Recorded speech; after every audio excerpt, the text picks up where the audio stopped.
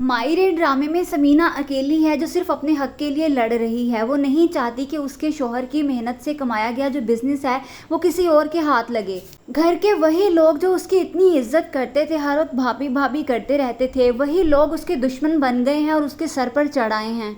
अब सबको सिर्फ और सिर्फ दौलत का लालच है। हर किसी को अपने अपने हिस्से की पड़ी हुई है। उन्हें लगता है कि इस दौलत के हकदार तो सिर्फ वही हैं।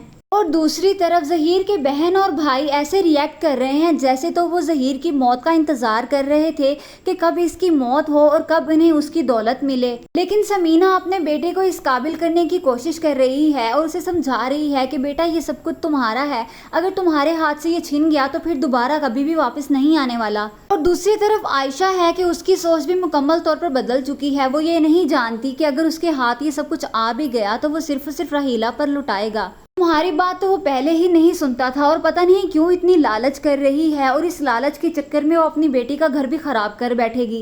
एनी भी अब खामोश होकर देख रही है कि ये सब हो क्या रहा है। और दूसरी तरफ आखिर को भी अपने बाप की वो बात याद आएगी कि जब उसने कहा था कि बेटा ये मेरे बाद इन सबको बिखरने मत देना। और ज़हीर भी ऐसा ही करेगा, वो सबको बिखरने नहीं देगा और सबको जोड़कर ही रखेगा। लेकिन इनके दरमियान जो आएगा वो सिर्फ और सिर्फ हबीब है। हो सकता है कि वो अपनी बेटी को घर बिठा ले और उससे कहे कि जब तक तुम ये सारी दौलत मुझे वापस नहीं कर देते मैं कभी भी इसे घर नहीं जाने दूंगा। लेकिन फाखिर ये सब कुछ संभाल लेगा। ड्रामा सीरियल मायरे की नेक्स्ट आने वाली एपिसोड्स बहुत ज़्यादा इंटरेस्टिंग होने वाली हैं। Do subscribe my channel for more interesting videos and press the bell icon. Thanks for watching. Bye bye.